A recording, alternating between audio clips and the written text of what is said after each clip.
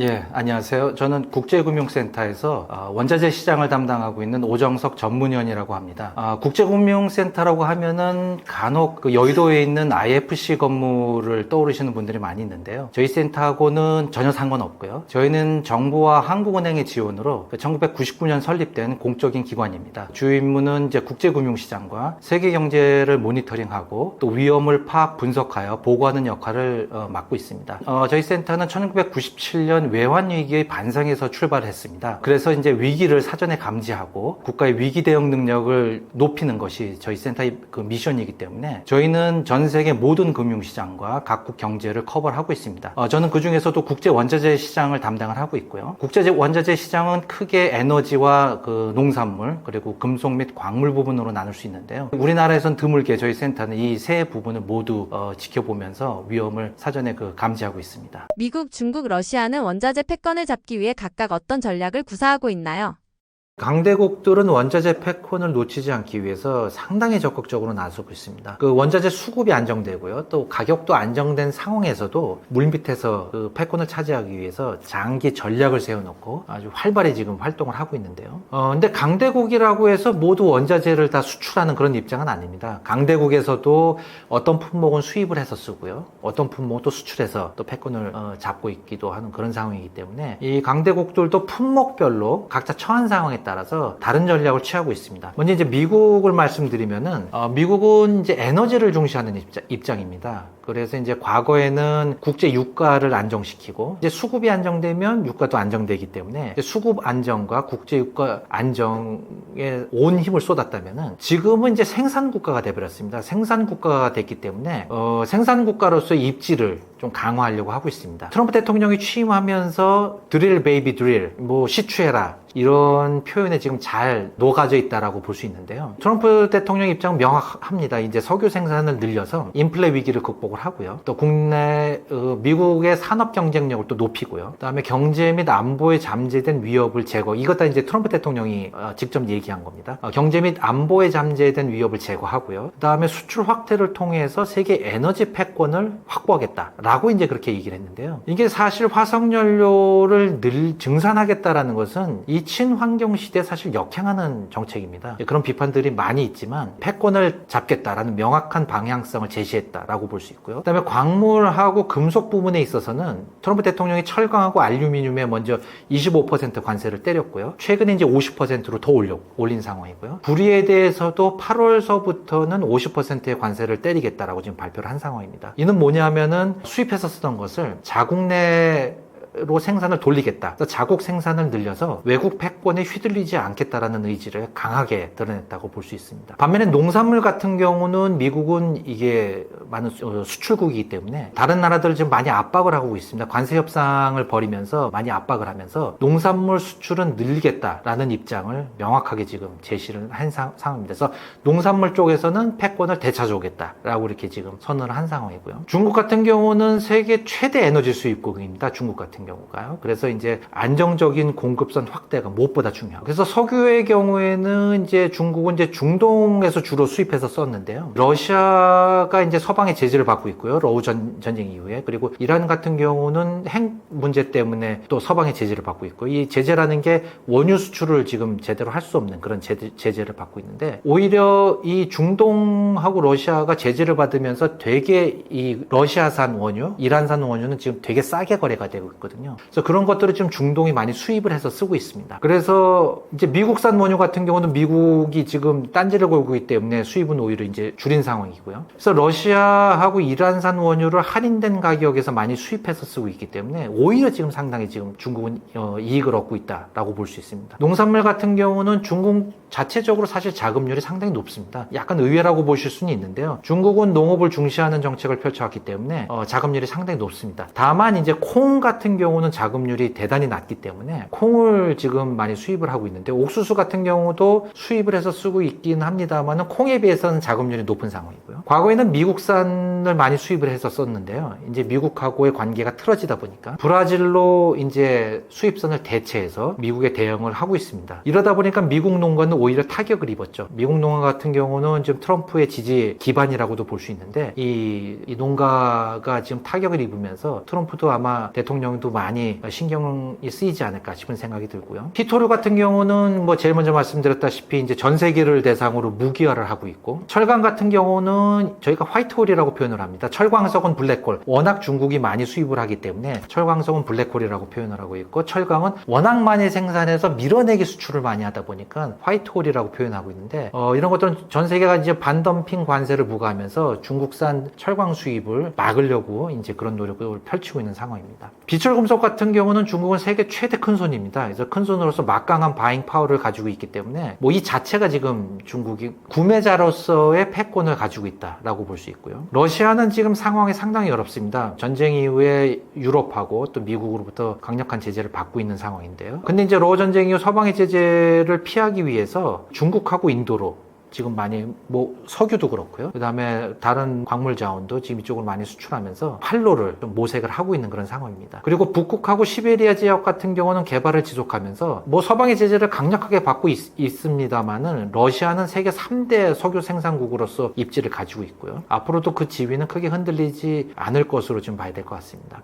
농산물 같은 경우는 더 막강합니다. 소맥 같은 경우는 수출 세계 1위입니다. 강력한 수출 패권을 보유하고 있고요. 심지어 러시아 소가 소맥 수출을 줄이면은 이 중동하고 북아프리카에 있는 국가들은 상당히 곤란해질 것이다 라는 그런 얘기까지 나오고 있고, 또 우리가 잘 아는 해바라기 씨유라든지, 그러니까 식용유의 대표적인 품목이라고 볼 수 있는데요. 그거하고 또 비료라든지 광물 같은 경우도 많이 저장을 갖고 있어서 이런 쪽으로 지금 패권을 계속해서 이제 유지하려고 노력 중에 있습니다. 원자재를 둘러싼 패권 경쟁이 미중 러를 중심으로 헤쳐 모이는 양상을 보이고 있습니다. 구체적으로 어떤 움직임이 있나요? 사실 미국 같은 경우는 특히 이제 트럼프 대통령 취임 이후에 석유 패권 확보를 위해서 우방마저도 지금 압박을 하고 있는 상황입니다. 이번 관세 협상에서 주요국하고 협상을 타결하면서 중요한 것 중에 하나가 미국의 석유와 가스를 수입하라라는 그런 압력을 많이 보냈는데요. 뭐 사실 아시아 입장에서는 그렇게 나쁜 건 아닙니다. 아시아는 워낙 중동산 원유 의존도가 높기 때문에 이게 안보적인 관점에서 봤을 때는 상당히 이게 불안 요인이었거든요. 근데 이제 여기에 이제 미국산 원유 수입을 조금 늘려간다면은 사실 석유 안보에는 크게 이제 도움이 된다고 볼 수 있고요. 뭐 가격도 그렇게 뭐 오히려 이제 WTI 같은 경우는 중동산 두바이 가격보다도 조금 낮은 상황이고요. 더군다나 미국은 정정 불안이 없습니다. 중동에서 우리가 항상 석유 안보가 걱정되는 것은 정정 불안이 발생해서 석유 공급이 줄어들지 않을까, 아니면 끊기지 않을까라는 그런 우려들을 많이 하는데, 사실 미국은 정정 불안이 없기 때문에 뭐 석유 공급이 끊길까라는 걱정을 할 필요가 없고요. 다만 문제가 되는 것은 이제 운송비가 좀 든다라는 거예요. 우리가 미국에서 이 석유를 수입하게 되면은 이 중동에서 오는 것보다 한 2배 이상의 시간이 소요되고, 거기에 걸맞게 운송비도 많이 듭니다. 그렇기 때문에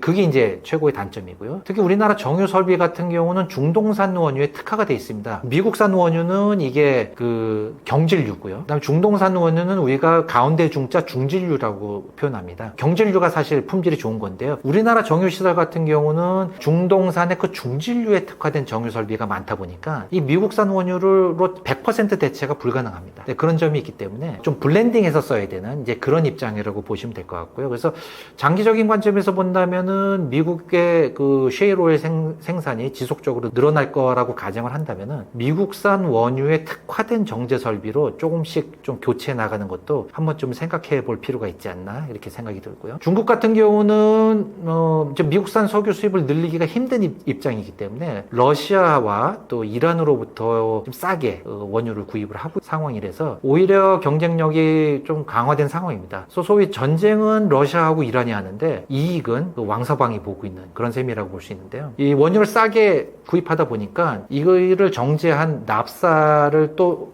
가공해서 판매하는 석유화학 분야는 지금 엄청나게 지금 강점이 지금 발생한 상황입니다. 곡물 같은 경우는 중국은 이제 미국산에서 브라질산으로 많이 수입선을 돌린 상황이고요. 또 브라질과 협력을 강화하기 위해서 이제 브릭스라든지 그런 회의체도 같이 운영을 하고 있는 상황입니다. 러시아는 유럽에 대한 석유 수출 의존도를 줄이고요. 그 다음에 중국 중국하고 인도에 올인하면서 석유 판매가 뭐 전쟁 전하고 비교해 봤을 때 크게 뭐 변동이 없습니다. 그래서 현상 유지를 하고 있는 상황이고요. 곡물 같은 경우는 원래 그 서방에서 제재를 못했습니다. 워낙 이게 제재를 하게 되면 파급이 크고, 특히 저개발 국가들의 입장에서는 인도주의 문제가 발생할 수 있기 때문에 이게 뭐 이 부분은 제재 대상에 포함되어 있지 않았기 때문에 러시아는 이제 곡물 수출을 그대로 유지를 하고 있고요. 또 비료와 식용유의 관점에서는 강자임이 다시 한번 확인이 되고 있는 상황입니다. 또 유럽 같은 경우는 지금 러시아산 석유 공급이 끊기면서 뭐 전 세계를 다 지금 돌아다니고 있습니다. 미국산도 늘렸고요. 노르웨이도 늘렸고요. 노르웨이는 사실 EU는 아닙니다. 이게 유럽이긴 합니다만 EU는 아니기 때문에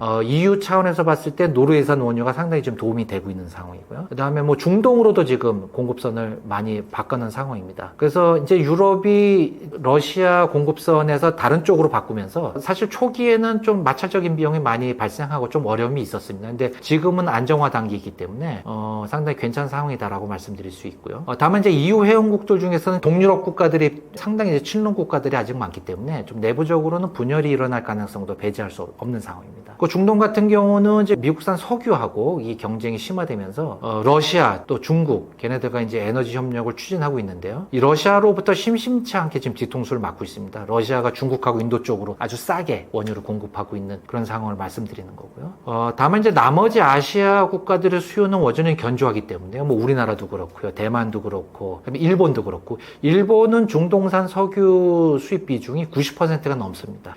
그래서 그쪽으로 여전히 괜찮은 상황이고요. 그다음 유럽이 앞서 말씀드린 바와 같이 이제 중동 쪽 그 석유 수입도 늘리고 있는 상황이라서 유럽적 볼륨도 좀 늘어나고 있는 상황입니다. 이것은 좀 괜찮은 요인이다라고 볼 수 있습니다. 그래서 결론적으로 말씀드리면은 이제 원자재 시장에서는 영원한 친구도 없고 또 영원한 적도 없다라는 것이 그 공급망 측면에서 확인을 할 수가 있고요. 그리고 공급망 자체도 지금 영원한 것이 없습니다. 상황에 따라서 적절한 대처가 가장 중요하다라고 볼 수 있는데요. 앞으로도 아마 이 공급망은 꾸준히 계속 변화가 있을 겁니다. 이제 그런 상황이 발생할 때마다 우리는 대응을 잘해야 될 것 같습니다. 미국은 시일혁명 이후 에너지 순수입국에서 수출국으로 변화하며 어떤 국제적 영향력을 확보하고 있나요? 먼저 숫자를 잠깐 살펴보면요. 미국은 2024년 기준으로 하루에 석유 수입량이 대략 한 842만 배럴을 수입을 했고요. 그 다음에 반면에 수출은 1078만 배럴이었습니다. 그래서 빼보면은 한 236만 배럴을 순수출을 했는데요. 이게 2005년도만 하더라도 지금부터 약 20년 전이긴 합니다만은 수입이 한 1371만 배럴, 수출이 한 117만 배럴, 무려 순수입량이 1254만 배럴에 달했습니다. 이랬던 미국이 지금은 한 240만 배럴 가까이 순수출 국가로 지금 바뀐 셈인데요. 물론 원유만 놓고 보면은 아직도 한 100만 배럴 정도 그 순수입 국가이긴 합니다만은 이것도 과거에는 1000만 배럴 순수입 국가였던 것과 비교해 보면은 아주 대단한 변화라고 볼 수 있습니다. 이 모든 것들은 이 셰일 혁명 덕분이라고 볼 수 있는데요. 이 셰일 혁명은 미국을 세계 1위 원유 생산국으로 만들어 놨습니다. 에너지 패권국으로 부상시켰다라고 볼 수 있는데요. 최근 관세 협상에서도 나타났듯이 미국은 그 미국산 석유, 미국산 천연가스, 또 LNG 수입을 늘리려면서 지금 교역국들을 많이 압박을 하고 있는 상황입니다. 교역국들은 뭐 당연히 지금 화답을 할 수밖에 없는 그런 상황이고요. 그래서 미국은 석유를 통해서 지금 경제적인 이익을 극대화하겠다라는 점을 지금 명확하게 드러내놓고 있습니다.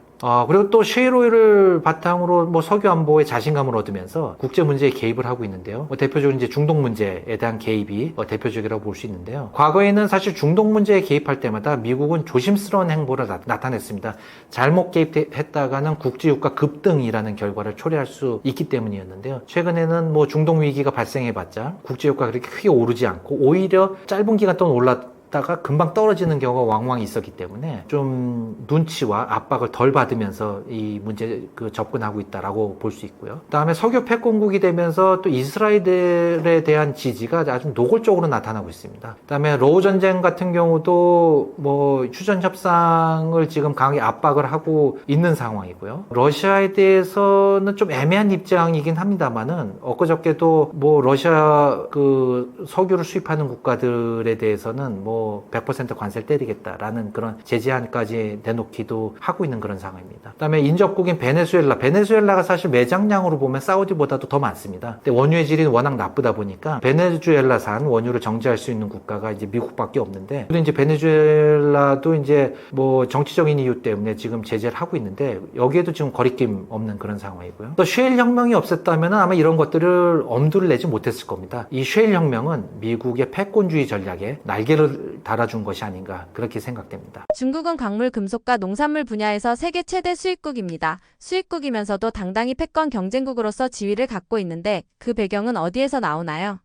중국의 힘은 역설적으로 좀 볼 수 있습니다. 세계 최대 수입국이고요. 그 엄청난 바잉 파워를 가지고 있는데 그 구매력에 바로 중국의 힘이 있다라고 볼 수 있습니다. 어느 정도냐 하면은 뭐 다른 나라들이 범접할 수 없는 그런 수준인데요. 대표적으로 뭐 2021년에 러우 전쟁이 발생했을 때 사실 러시아가 상당히 곤란을 많이 겪었을 때 중국이 러시아산 석유를 수입을 하면서 서방의 제재를 거의 무력화시켰고요. 또 러시아 입장에서는 중국으로 판매를 하지 않으면은 석유를 판매를 할 수가 없기 때문에 이 중국의 눈치를 상당히 많이 봤거든요. 그래서 중국은 러시아와 EU를 동시에 종속시켰다라고 이제 그렇게 볼 수도 있는 그런 상황이었습니다. 특히 이제 중국이 강점을 가지고 있는 것은 이제 광물과 금속 분야인데요. 뭐 타의 추종을 불허합니다. 비철금속 분야에 있어서의 수요 비중은 50%를 넘는데요. 이 말은 뭐냐면은 다른 모든 나라의 수요를 합쳐봐도 중국에는 못 미친다라고 볼 수 있습니다. 2022년 기준으로 보면은 전 세계 금속 수요에서 중국의 비중은 구리 같은 경우가 57%였고요. 알루미늄은 60%, 최근에 이 2차 전지의 그 핵심 소재인 니켈 같은 경우는 57%, 철광석도 60%를 자랑했습니다. 뭐 다른 뭐 패권 경쟁이 존재할 수 없을 정도의 그런 비중이라고 볼 수 있고요. 곡물에 있어서도 콩 같은 경우는 수입 비중이 전 세계의 60%를 넘고 있습니다. 옥수수는 멕시코가 세계 1위인데요. 멕시코 같은 경우는 뭐 옥수수가 주식이기 때문에 당연하고요. 멕시코하고의 근소한 차로 세계 2위를 마크하고 있습니다. 중국 경제가 기침을 하게 되면은 이 원자재 수출국들은 독감에 걸린다 라는 그런 얘기가 나올 정도이고요. 이는 이제 중국 외에는 사실 이 원자재를 살 국가가 마땅히 없거든요. 그렇기 때문에 중국 앞에서는 이 생산국들은 작아질 수밖에 없는 그런 상황이라고 볼 수 있습니다. 서방의 오랜 제재에도 러시아는 에너지와 광물, 금속, 농산물 부문에서 강력한 패권 경쟁국입니다. 그 배경은 무엇인가요? 러시아의 힘은 광활한 국토, 그리고 워낙 땅이 넓다 보니까 이 매장량, 그리고 모든 원자재가 뭐 땅속에 묻혀져 있는 것에 바탕을 두고 있다고 볼 수 있는데요. 먼저 석유 같은 경우는 매장량이 지금 현재까지 알려진 것은 한 1000억 배럴 정도입니다. 사우디가 한 3000억 배럴 조금 안 되거든요. 그거와 비교해 보면은 부족하다고 볼 수는 있는데요. 이 북극하고 시베리아에 잠재되어 있는 원유 매장량이 지금 상당한 걸로 알려져 있습니다. 특히 지구 온난화가 지금 심화되면서 이 과거에는 북극이나 시베리아는 개발이 어려웠거든요. 이제 날씨 문제 때문에. 근데 이제 그 땅이 녹으면서 이 개발이 오히려 용이해졌다라는 점을 꼽을 수 있고요. 다만 최근에 너무 기후변화가 심해져가지고 이 땅이 녹는 속도가 너무 빨라져가지고 이 석유시설, 이 파이프라인 같은 경우도 집안이 가라앉는 문제, 이런 것들이 발생하면서 조금 곤란함에 처했다라는 얘기가 나오고 있는데요. 어쨌거나 러시아는 북극과 시베리아에 잠재된 그 석유 잠재력이 엄청나다라고 볼 수 있습니다. 특히 이제 서방의 제재 때문에 이 서방의 이 투자를 많이 받지 못하고 있는 상황입니다. 하지만 이제 러우 전쟁이 끝나고 이제 서방과의 관계가 개선된다면은 러시아의 이 석유 잠재력이라든지 다른 전반적인 원자재 잠재력은 상당히 커지지 않을까, 좀 그런 기대가 됩니다. 광물 금속 같은 경우는 오세아니아에 호주가 있다면은 유럽에는 러시아가 있다라는 표현이 있을 정도인데요. 이 땅이 워낙 넓다 보니까 거의 뭐 구리라든지 니켈이라든지 알루미늄이라든지 거의 모든 광물의 매장량이 풍부합니다. 특히 주목해야 될 것은 팔라디움입니다. 팔라디움은 이제 백금족 원소라고 하는데요. 이 팔라디움이 어디 쓰이냐면은 주로 이제 자동차 배기가스를 정화하는 촉매로 쓰입니다. 팔라디움은 가솔린 자동차, 휘발유 자동차의 그 배기가스 촉매제로 쓰이고요. 플래티늄은 경유 차량의 그 배기가스 촉매제로 쓰이는데요. 이 팔라디움 같은 경우는 전기차가 많이 이제 나오기 시작하면서 사실 좀 수요가 줄어드는 좀 어려움이 있었습니다. 근데 이제 최근에는 다시 이제 수소 연료 전지라든지 태양광이라든지 그런 새로운 신에너지 분야에서도 필요한 소재다라는 얘기가 나오면서 다시 곽강을 받고 있고요. 이런 팔라듐에 대해서 러시아는 지금 세계 생산 1위입니다. 매장량은 2위고요. 또 팔라듐 같은 경우는 러어 전쟁 당시에도 서방에서 그 곡물과 마찬가지로 제재를 하지 못했습니다. 그럴 정도로 이제 팔라듐이 중요하다고 볼 수 있고요. 니켈하고 구리, 철광석 역시 매장량이 많고 히토류 역시 상당량이 있는 걸로 지금 얘기가 나오고 있습니다. 서방과의 관계가 개선되면은 아마 이쪽도 개발이 빠르게 진행되지 않을까 이렇게 예상해 볼 수 있고요. 곡물에서 강국이다라는 것은 계속해서 제가 지금 강조를 드리고 있는 건데 소맥은 사실 아주 독보적인 세계 1위고요. 특히 우크라이나도 소맥을 많이 생산하고 있습니다. 주요 그 재배 지역이 이제 흑해 지역이기 때문에 그쪽에서 지금 러시아하고 우크라이나가 소맥을 많이 재배를 하고 있고요. 그래서 러시아가 가뭄이 들면은 이를 수입하는 국가들은 뭐 정치적으로 또 사회적으로 매우 불안해질 수밖에 없습니다. 2021년에 그 아랍의 봄이라고요. 중동하고 북아프리카의 그 민주화 시위가 있었는데 그것이 촉발된 원인 중에 하나가 2010년 러시아의 대가뭄으로 소맥에 대한 수출을 통제하면서 발생한 것이다라는 그런 얘기가 나오고 있습니다. 특히 이제 러시아는 작황이 좀 나쁘다 싶으면은 이게 수출 통제에 들어갑니다. 그리고 이제 러시아가 수출을 통제를 하면은 국제 가격이 지금 뭐 출렁이기를 뭐 이제 반복을 하게 되는데요. 러시아가 곡물 패권을 휘두르게 되면은 전 세계 먹거리 상황은 나빠질 것이다. 이제 그렇게 봐야 될 것 같습니다. 원자재 시장은 평소에 잘 작동하다가 전쟁, 기상이변과 같은 돌발 상황이 발생하면 제대로 작동하지 않으며 수급 불균형과 가격 급등을 초래합니다. 이런 경우 생산국들과 소비국들은 어떤 선택을 하나요? 원자재 시장에는 심심치 않게 돌발 상황이 발생합니다. 그것이 뭐 전쟁이 될 수도 있고요. 그 다음에 뭐 기상악화가 될 수 있고요. 그 다음에 산불이 될 수가 있고요. 그 다음에 갖가지 정치적 불안이 될 수가 있는데요. 이런 돌발 상황이 그렇게 심각하지 않다면은 원자재 시장은 금방 진정이 됩니다. 그래서 이럴 경우에는 수입국의 입장에서는 딱히 뭐 대응할 필요도 없고요. 예를 들면은 미국 걸프만에 종종 이제 허리케인이 발생하는데요. 허리케인이 발생하면은 그쪽에 이제 석유라든지 이제 석유 시설들이 밀집이 돼 있는데 그러면 석유 시설들이 셧다운을 합니다. 폐쇄를 하는 경우들이 왕왕 있는데 뭐 길어봐야 뭐 2주 짧으면 뭐 일주일에도 끝나고요. 아주 길었던 적이 제 기억으로는 뭐 한 달 정도 있었던 적도 있는데 보통 그렇게 되면 금방 이제 진정이 되고 가동이 재개되기 때문에 딱히 그렇게 뭐 문제가 이렇게 장기화되진 않고요. 그 다음에 세계 1위 그 구리 생산국이죠. 칠레 같은 경우는 광산 노조 파업이 심심치 않게 또 발생을 합니다. 여기도 뭐 길면은 뭐 2달까지도 뭐 가는 적도 있었지만 대부분 짧게 끝나는 경우가 있기 때문에 딱히 그렇게 뭐 심각한 문제를 야기하진 않습니다. 그런데 이제 이러한 돌발 상황이 좀 구조적인 문제 또 간단하게 해결되지 않는 그런 성격을 띈다면은 이제 얘기가 완전히 달라집니다. 러어 전쟁 같은 경우가 그랬죠. 이제 유럽의 입장에서는 공급망 자체를 돌려버리니까 이게 구조적으로 전 세계적으로 이제 영향을 미쳤고요. 좀 먼 얘기긴 합니다만은 1970년대 오일 쇼크가 그랬고요. 2020년 팬데믹 같은 경우는 수요 측면에서 엄청난 타격이 왔었죠. 그 다음에 2023년에 인도에 아주 극심한 가뭄이 오면서 이 설탕 농사가 완전히 망쳤습니다. 인도가 설탕 생산 세계 1, 2위를 다투거든요. 브라질하고. 근데 이제 설탕 수출을 통제하면서 문제가 있었던 부분. 근데 가뭄이 여기가 이제 쉽게 끝나질 않았습니다. 여기도 구조적으로 문제가 있었고요. 2008년도에는 그 유명한 그 푸드 크라이시스라고 해서 식량 위기가 전 세계를 덮친 적이 있었습니다. 이런 상황이 발생하게 되면은 뭐 생산국이나 소비국이나 이 자국의 이익을 극대화하기 위해서 또 보호하기 위해서 뭐 물불을 가리지 않습니다. 모든 노력을 아끼지 않습니다. 그러니까 생산국들은 생산이 줄어들기 때문에 당연히 수출을 통제하고요. 일단 국내 물가가 오르는 것을 막기 위해서 수출하던 물량을 무조건 국내로 먼저 돌립니다. 그러다 보면은 이제 소비국들은 이제 할 수 있는 물량이 줄어들다 보니까 최대한 물량 확보에 안간힘을 쓸 수밖에 없고요. 그러기 위해서 이제 뭐 수입 관세 같은 경우를 뭐 일시적으로 철폐하든지 대폭 인하하든지 이제 그런 노력을 보이기도 하고요. 근데 우선적으로는 비축 물량을 좀 푸는 경우 상황들이 많습니다. 어차피 수출국이 통제하는 상황에서 소비국들이 사실 물량 확보가 쉽지 않기 때문에 초기에는 이제 비축 물량으로 대응을 하고요. 그래서 좀 시장이 잠잠해지면은 이제 그때는 이제 소진됐던 비축 물량을 다시 이제 비축 하기도 합니다만은. 그다음에 대체 공급선을 찾아서 나서고요. 또 대체 기술 개발하고. 근데 이런 것들은 사실 장기적인 관점에서의 노력이기 때문에 단기적으로는 그렇게 크게 효과를 보기는 어렵습니다. 또 한 가지는 이제 세계 각국이 동시에 협력을 하기도 합니다. 이제 석유 부문에서 그런 일들이 가끔 이제 발생하는데요. 대표적인 예가 그 석유 비축유를 방출하는 겁니다. 근데 방출을 하는데 한 개 국가에서 방출하는 게 아니고 그 IEA라고 하는 이제 국제 에너지 기구의 회원국들이 동시에 방출을 합니다. 이러면 효과가 더 극대화되기 때문에 그런데요. 지금까지 4번의 그 비축유 방출이 있었습니다. 그 1990년 초반에 있었던 걸프전하고요. 그다음에 2006년인가요? 그 카트리나라고 그 엄청난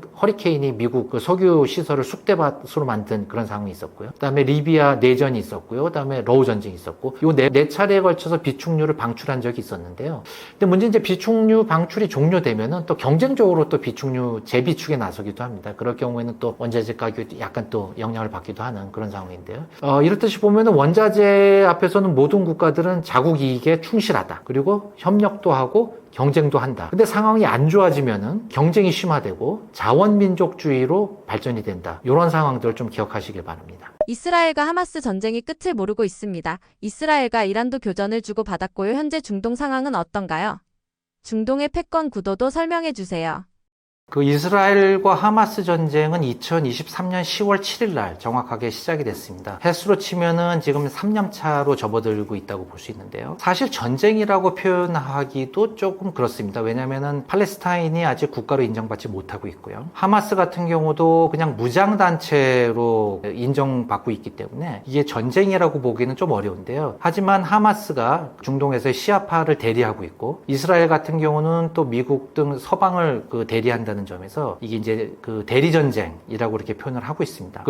일단 전쟁은 하마스의 군사 침공으로 시작됐습니다. 민간인들도 많이 납치를 했고요. 근데 결국 이스라엘이 압도적인 그 군사력으로 하마스를 거의 괴멸시키다시피 지금 한 상황입니다. 그리고 그 팔레스타인의 거주 지역인 가자 지구는 거의 초토화가 됐고요. 미국과 유럽의 중재로 이스라엘과 하마스는 수차례 휴전을 하긴 했었습니다. 하지만 현재에도 이스라엘은 가자 지구에 대해서 그 군사 작전을 진행 중에 있습니다. 지금 이스라엘이 특히 이제 가자 지구에 대한 뭐 구호물품 그 보급도 지금 좀 제한을 하고 있기 때문에 뭐 식량 부족이라든가 또 연료 부족, 그 아사자가 속출하는 등 현재 이 지역의 문제는 이제 인도주의적 위기로까지 지금 번진 상황이고요. 그래서 이제 유럽 같은 경우는 사실 이 문제 때문에 좀 이스라엘을 비난하고 있는 그런 상황입니다. 이스라엘은 하마스 외에도 그 레바논의 그 헤즈볼라가 있죠.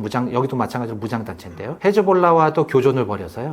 헤즈볼라도 지금 많이 와해된 그런 상황입니다. 그리고 작년 10월하고 올해 4월인가요? 그 이란하고는 미사일을 주고받으면서 이 전쟁을 또 벌였었습니다. 그 전쟁이라고 여기도 표현을 하게 합니다만은 마찬가지로 이스라엘이 미국과 함께 압도적인 그 군사력으로 이란의 핵시설을 대거 이제 폭격을 하면서 많이 지금 타격을 입힌 그런 상황이고요. 현재 이스라엘하고 이란은 휴전 상황이긴 합니다만은 양측 모두 필요한 경우에는 공습을 재개하겠다 라고 지금 여전히 경고를 하고 있는 상황이고요. 미국도 지금 그런 상황입니다. 대충 상황을 정리하자면 이 정도 되고 있고요. 중동의 패권 구도를 살펴보면은 전통적으로 그 중동에서는 사우디를 중심으로 하는 수니파와 이란을 중심으로 하는 시아파 이렇게 나눠져 있습니다. 사우디하고 이란 같은 경우는 같은 이슬람 국가지만 뭐 거의 앙숙이나 다름없이 적이라고 볼 수 있는데요. 특히 2016년도에 그 사우디가 그 자국 내에 있는 시아파 그 종교 지도자를 처형을 하면서 이란과 그 외교 관계가 단절된 적이 있습니다. 그러다가 이제 2023년에 재수교를 했습니다만은 사이가 그렇게 좋지는 않은 상황이고요.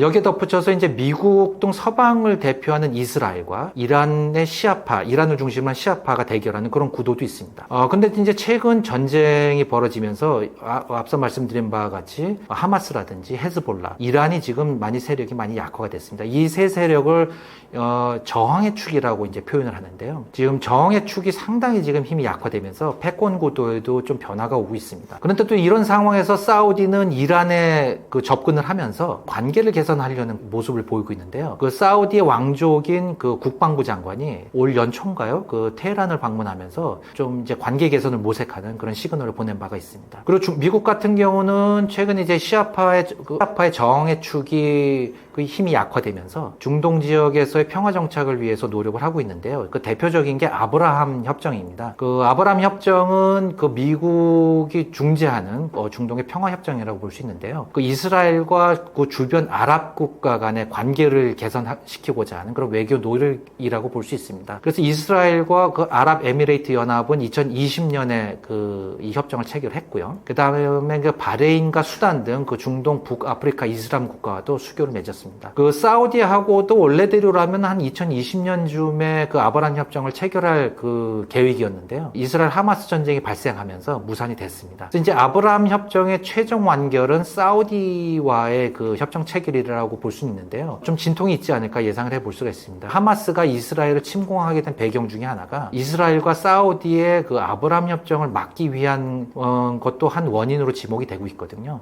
그렇기 때문에 이 아브라함 협정이 최종적으로 완성되기까지는 좀 시간이 걸리지 않을까 생각되고요. 중동의 패권 구도는 이처럼 상당히 그 복잡합니다. 종교적 또 종파적 많이 얽혀져 있고요. 정치적으로도 이해관계가 상당히 얽혀져 있습니다. 그렇기 때문에 그 중동 같은 경우는 지정학적 불안의 중심지로서 아마 상당 기간 남아있지 않을까 생각이 됩니다. 중동이 불안해지면 가장 먼저 석유 가격이 걱정되는데요. 이번에는 불안에 비해서 석유 가격이 많이 오르지 않은 것 같습니다. 그 이유는 무엇인가요? 그 이스라엘과 그 이란 전쟁이 2025년 6월과 2024년 10월 그리고 이스라엘 하마스 전쟁이 2023년 10월에 있었는데요. 당시 국제 유가가 어떻게 움직였나를 살펴보면은 이스라엘 이란 전쟁 당시에는 대략 한 6일 정도 올랐습니다. 6일 정도 올랐고 그 WTI 그 뉴욕에서 거래되고 있는 WTI 가격을 기준으로 보면 대략 한 10% 정도 상승한 데 그쳤고요. 이스라엘 하마스 전쟁 같은 경우는 대략 한 12일 동안 상승세를 나타냈는데요. 상승률은 고작 6%에 그쳤습니다. 이제 다른 지정학적 위기하고 잠깐 비교를 해보면은 이 러우 전쟁 같은 경우는 3개월 동안 한 34% 올랐고요. 2011년도에 발생한 리비아 내전 같은 경우는 2개월 동안에 한 34% 정도. 그 다음에 이라크가 이 쿠웨이트를 침공한 게 좀 먼 얘기긴 합니다만 1990년 얘기입니다. 이때는 이제 3개월 동안 한 100%가 오른 바가 있었습니다. 그 당시하고 비교해 보면 상당히 좀 미미하다라고 볼 수 있는데요.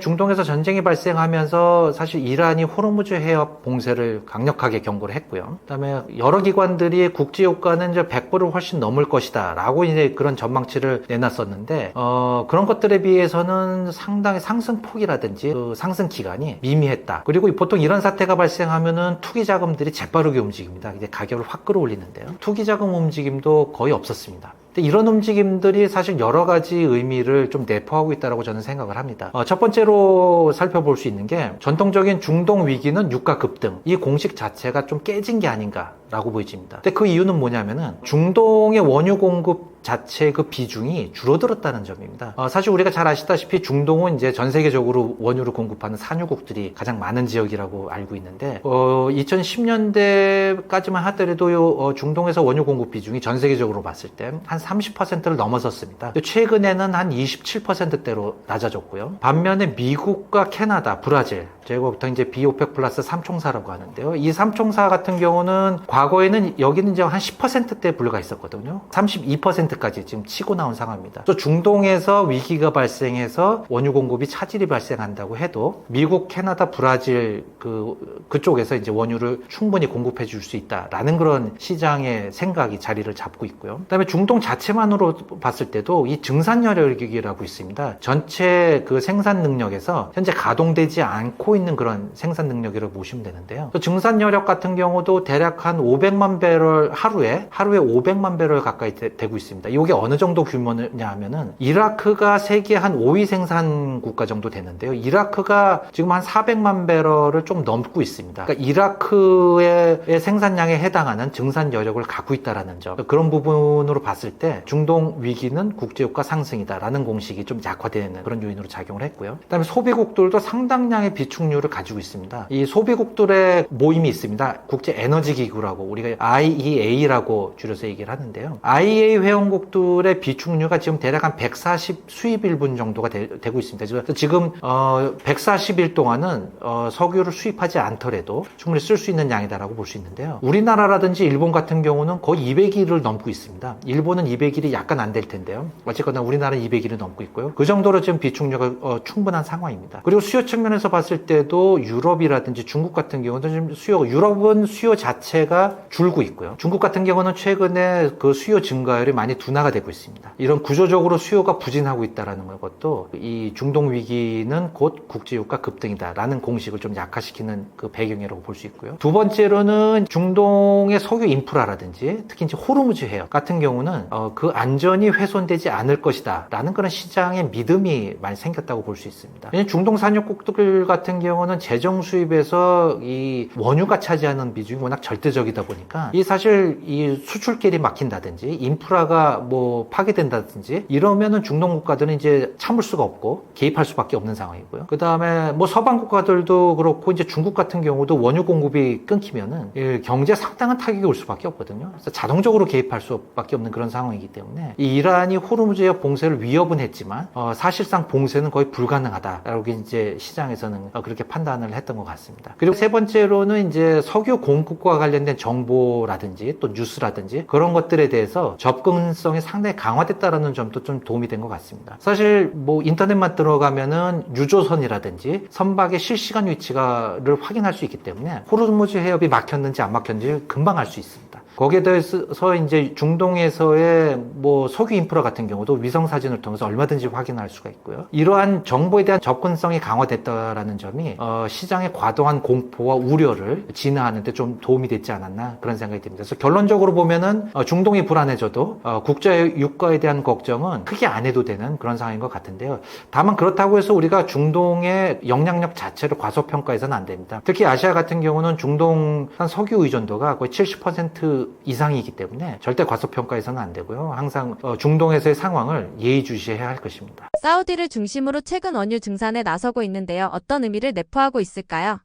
오펙 플러스라고 하죠. 그 사우디를 중심으로 한 오펙 그 12개 국가하고요. 그 다음에 뭐 러시아, 카자흐스탄, 그 다음에 뭐 멕시코라든지 그런 비오펙 국가들 10개 국가를 합쳐가지고 총 22개 국가가 그 오펙 플러스를 형성을 하고 있습니다. 오펙 플러스는 2023년도부터 감산을 시작을 했습니다. 사우디는 여기에 더해가지고 그 자발적 감산이라는 이름을 덧붙여가지고 추가로 이제 감산을 했는데요. 2024년도에는 다른 회원국들도 그 자발적 감산에 동참을 하면서 그 규모가 하루 220만 배럴에 달했습니다. 거의 뭐 그 전 세계 수요의 한 2%에 해당하는 그런 막대한 규모라고 볼 수 있는데요. 이 오펙 플러스가 감산에 나선 이유는 명확합니다. 그 국제 유가를 끌어올리겠다라는 그런 의도였는데요. 석유 판매 수입이 이 재정에 있어서 절대적인 비중을 차지하고 있는 이런 오펙 플러스의 입장에서는 유가가 매우 중요하기 때문에 이 감산을 통해서 유가를 끌어올리려고 했는데요. 이게 얼마나 중요한지를 살펴보는 게 이게 재정균형 유가입니다. 재정균형 유가는 일반적인 그 손익분기점 유가하고 다른데요. 중동 국가들 같은 경우는 손익분기점 유가는 뭐 20불이 채 되진 않습니다. 거기에 비해서 이제 재정균형 유가는 중동 산유국들이 그 재정 수지를 균형으로 맞출 수 있는 유가라고 볼 수 있는데요. 사우디가 대략 한 90불 정도 됩니다. 상당히 높다고 볼 수 있죠. 지금 대략 유가가 한 60달러대에 있으니까 상당히 높은 수준이고요. 이란하고 이라크는 뭐 100불 이상입니다. 이라크는 뭐 130불 얘기도 나오고 있는 상황이고요. 그래서 감산을 하게 되면은 이제 수출 물량은 줄어들겠지만 가격은 오르면서 전체적인 총 수출 그 판매 수익은 좀 늘리겠다는 그런 의도가 있다고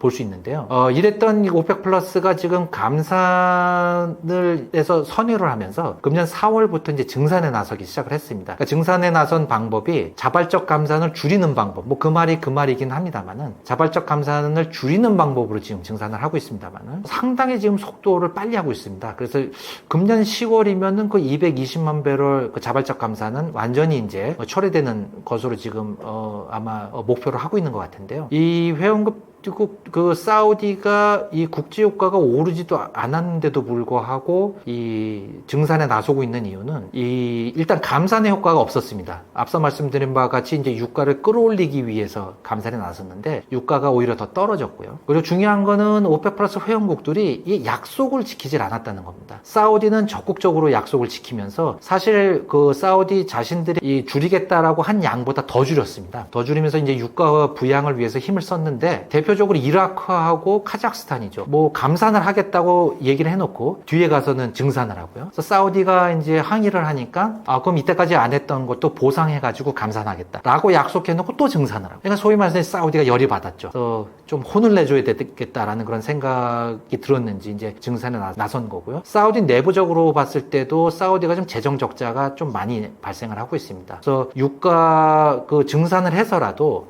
재정 그 적자를 좀 메우려는 그런 의지도 좀 있다고 봐야 될 것 같고요. 또 한 가지는 지금 미국이 쉐일오일 그 생산을 많이 하면서 미국이 아시아 시장을 많이 잠식해 들어가고 있습니다. 그것도 지금 신경이 쓰였던 부분이고, 러시아 같은 경우도 지금 유럽으로 판매하던 그 석유 수입이 중단이 되면서 중국하고 인도로 지금 많이 공급을 늘리고 있는데, 이 중국하고 인도도 이 사우디를 비롯한 중동의 텃밭이었거든요. 그런 것도 좀 신경을 써야 될 거예요. 그래서 이제 사우디가 이제 증산에 나서게 된 배경이 이제 이렇다고 말씀드릴 수 있는데, 이 사우디 증산으로 이 전 세계 원유 공급 과잉은 아마 좀 더 심화되지 않을까 생각이 됩니다. 특히 금년 하반기에는, 특히 연말로 갈수록 전 세계적으로 원유 공급 과잉이 좀 심화될 것이다라는 얘기가 나오고 있는데요. 또 한 가지 유가 전쟁 가능성도 있습니다. 2014년, 2018년 또 2020년에 세 차례 유가 전쟁이 있었는데요. 이게 사실 유가 전쟁이라는 게 다른 게 아닙니다. 산유국들이 증산에 나서면서 유가를 끌어내리는 그런 상황을 이제 우리가 유가 전쟁이라고 표현하는데요. 사실 소비국들의 입장에서는 나쁘진 않습니다. 그 유가가 떨어지면은 뭐 우리 입장에서도 뭐 물가도 낮아질 수 있고요. 상당히 뭐 좋은 상황이라고 볼 수는 있는데, 길게 보면은 반드시 그렇지만은 않습니다. 왜냐면 이제 유가가 급락하게 되면은 결국은 원유 생산이 줄어들고요. 그 원유 생산이 줄어들면 다시 또 유가가 또 큰 폭으로 오르는 그런 그 순환적인 행태가 반복이 되기 때문에 장기적으로 보면은 반드시 좋다라고 보기는 좀 어려운 것 같습니다. 사우디와의 관계에서도 볼 수 있는 것처럼 시일혁명 이후에 미국이 중동에 대해 예전보다 신경을 덜 쓰는 것 같습니다. 중동에 대한 미국의 입장은 무엇인가요? 중동 지역은 미국에 있어서 상당히 중요한 지역입니다. 전략적으로 아주 중요한 지역인데요. 특히 이제 1970년대 두 차례 오일 쇼크를 겪으면서 미국은 이제 에너지 안보를 최우선 가치를 두고 있고요. 중동은 미국의 에너지 공급 기지로서 상당히 중요한 위치를 점하고 있었습니다. 한창 때 미국은 전 세계 원유 수입 1위국이었습니다. 지금은 이제 중국이 세계 1위 수입국이고요. 수요는 뭐 지금도 미국이 1위이긴 합니다만은 어쨌거나 미국은 그 원유 수요의 절반 이상을 사실 수입에 의존했었습니다. 그리고 그 수입 원유의 대부분은 중동으로부터 나왔었고요. 그런 미국이 이제 셰일 혁명으로 원유를 세계 1위 생산국이 됐고요. 이제는 원유도 수출을 하고 있고, 거기 이제 석유 제품을 포함한 전체 석유는 지금 순수출국의 입장이 됐습니다. 이러다 보니까 미국의 입장에서는 중동의 전략적 가치가 떨어지는 것은 어떻게 보면 좀 당연하다고 볼 수 있습니다. 그리고 어떻게 보면 이제 또 중동하고 석유를 놓고 경쟁하는 그런 입장으로 또 바뀌었고요. 그래서 지금 미국은 중동하고 좀 거리를 두는 게 아닌가라는 그런 움직임이 사실 좀 포착이 되는 그런 상황들이 종종 있었습니다. 미국이 이런 움직임을 보이면서 사실 미국에 좀 불만이 많이 생겨났고요. 그래서 한때는 뭐 지금도 뭐 그렇습니다만은 이제 러시아라든지 중국이라든지 미국에 반대되는 그런 국가들하고 좀 협력하는 그런 모습을 보이기도 했습니다. 사실 미국과 사우디의 갈등은 바이든 행정부 때 좀 최고조에 달했었습니다. 당시에 바이든 대통령이 사우디를 방문한 적이 있었습니다. 유가가 이제 로우 전쟁 직후에 유가가 많이 오르면서 바이든 대통령은 이제 유가를 낮춰서 물가 압력을 좀 떨어뜨리기 위해서 사우디를 방문해서 좀 증산을 해달라라고 요청을 했는데요. 빈살만 왕세자죠. 사우디는 아주 매몰차게 거절을 했고요. 이제 거의 문전박대하다시피 했던 그런 상황이 있었습니다. 그렇게 나빴던 미국과 사우디 관계가 트럼프 대통령이 집권하면서 조금 나아지기는 했습니다만은 뭐 여전히 허들이 많이 있다라고 볼 수 있습니다. 특히 미국은 이제 석유 안보에 자신감이 많이 생겼습니다. 셰일 혁명 덕분이겠죠. 그래서 사우디의 눈치를 덜 보면서 지금 중동 정책을 펼치고 있는데요. 뭐 대표적으로 이제 이란 핵 협상 같은 경우도 1차 핵 협상 JCPOA라고 하는데, 당시에는 사실 사우디의 눈치를 좀 많이 봤습니다. 의견도 많이 구했고요. 지금 이제 그렇게 눈치를 덜 보면서 적극적으로 나서고 있고요. 앞서 말씀드린 바와 같은 아브라함 협정도 체결하기 위해서 좀 적극적으로 나서고 있는 상황입니다. 문제는 이 과정에서 게 지금 미국이 중동에서 약간씩 발을 빼려는 그런 움직임이 나타나고 있는데, 이 과정에서 중동의 불안이 확대될 수 있다는 점은 좀 우려가 됩니다. 시아파 저항의 축이 힘이 약화됐다는 건 앞서 말씀드렸고요. 그 틈을 타서 새로운 극단 무장 세력들이 출현하지 않을까 좀 우려가 됩니다. 과거에 이런 일들이 있었거든요. 그 시리아 내전 당시에 알카에다가 세력을 확장을 했고요. 그다음에 이라크에서 그 후세인 대통령이 축출된 이후에 그 순위파 극단 무장 세력이죠. IS가 또 창궐을 했고요. 리비아 같은 경우도 내전이 발생하면서 그 여러 무장 종파들이 그 활동을 강화하는 그런 모습을 보였었거든요. 이렇게 새로운 무장 세력들이 출현하게 된다면은 지금 중동 같은 경우는 사실 경제난이 심하기 때문에 민심이 많이 이반된 상황인데요. 이런 것들 중동 내부의 정정 불안 요인으로 작용하지 않을까 좀 우려가 되고 있습니다. 또 이제 친미 성향의 중동 국가들이 미국이 조금씩 발을 뺀다면은 이 반미 국가들과의 좀 협력을 강화하지 않을까 그런 점도 좀 걱정된다고 볼 수 있습니다. 피크 디맨드가 현안으로 떠오르고 있습니다. 중동 산유국들은 어떻게 대응하고 있나요? 그리고 중동 산유국들의 석유 시장 영향력은 유지될 수 있을까요?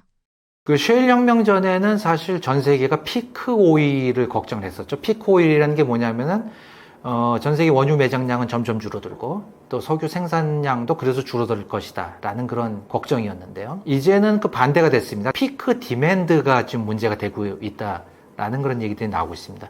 물론 산유국에 해당되는 문제겠죠. 그 피크 디맨드라는 건 뭐냐면은 석유 수요가 정점을 도달하고 감소세로 돌아설 것이다 라는 그런 얘기입니다. 과거 뭐 2차 세계대전 이후부터 지금까지 쭉 살펴보면은 전 세계 석유 수요는 계속해서 우상향 곡선을 그리고 있습니다. 물론 2008년 그 글로벌 금융위기라든지 팬데믹 당시에는 석유 수요가 줄어들긴 했습니다만은 전체적으로 꾸준히 늘고 있는 그런 상황이고요. 주요 기관들 연구 자료를 보면은 피크 디맨드는 대략 한 2030년 전후가 되지 않을까 그런 예상치를 내놓고 있습니다. 아직까지 약간의 시간이 남아있다라고 볼 수는 있는데 그리고 일각에서는 또 석유화학 수요가 견조하기 때문에 피크 디맨드는 아직 오려면 멀었다라는 그런 분석을 내놓고 있기도 합니다. 하지만 전체적으로 봤을 때는 석유 수요에서 가장 중요한 게 그 운송 연료 부문입니다. 전체 수요의 한 절반 이상을 차지하고 있는데요. 대표적으로 휘발유하고 경유를 꼽을 수 있습니다. 근데 이쪽 부분에서는 지금 사실 피크 디맨드가 온 것이 아닌가라는 얘기들이 심심치 않게 들리고 있습니다. 그리고 그 중심에는 세계 최대 수요국인 중국이 자리 잡고 있는데요. 중국 같은 경우는 전기차 보급이 전 세계에서 가장 빠르게 되고 있고요. 그 다음에 뭐 LNG 트럭이라든지 그 신에너지 차량이라고 하는 휘발유와 경유를 쓰지 않는 그런 차량 보급들이 빠르게 늘고 있습니다.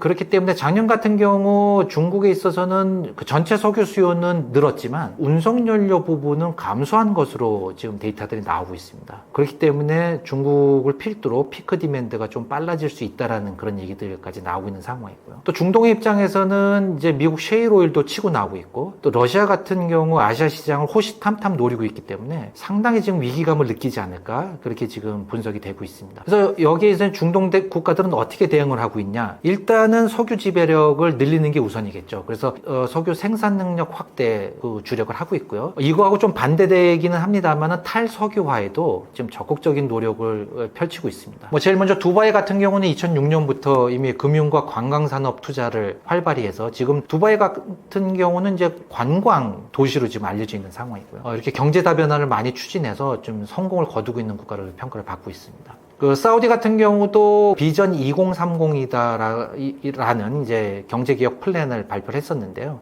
많이들 들어보셨죠? 네옴시티, 재생에너지를 확대하겠다. 이 석유를 많이 생산하는 국가임에도 불구하고 태양광이라든지 수소 쪽도 적극적입니다. 이런 재생에너지를 확대하겠다. 관광, 그 다음에 첨단 기술 이런 분야에도 지금 많이 투자를 늘리겠다라고 지금 적극적으로 나서고 있습니다. 뭐 오일머니가 워낙 많기 때문에 아주 공격적으로 추진을 하고 있는 상황이고요. 여타 국가들을 보면은 뭐 카타르, 그다음에 아랍에미레이트연합, 뭐 쿠웨이트, 다들 이제 워낙 돈 많은 국가들이다 보니까 의료, 정보통신기기, 관광, 레저, 교육, 또 미래 에너지 산업 같은 곳에 지금 투자를 활발하게 하고 있습니다. 근데 문제는 얘네들이 이제 투자를 워낙 많이 하다 보니까 이 재정 적자가 좀 늘고 있다라는 겁니다. 아직 문제될 정도는 아닙니다. 사우디 같은 경우도 뭐 재정 적자가 2023년부터 보면은 대략 한 GDP의 2% 정도인데요. 이 정도면은 사실 아무 문제가 없는 국가인데, 문제는 이제 유가가 계속 떨어지고 석유 수출 물량이 줄어드는 상황이 장기화된다면은 아무래도 이제 좀 재정 수지가 나빠지는 속도가 좀 빨라지지 않을까. 왜냐하면 이제 재정 지출은 계속해서 늘 수밖에 없는 상황이기 때문에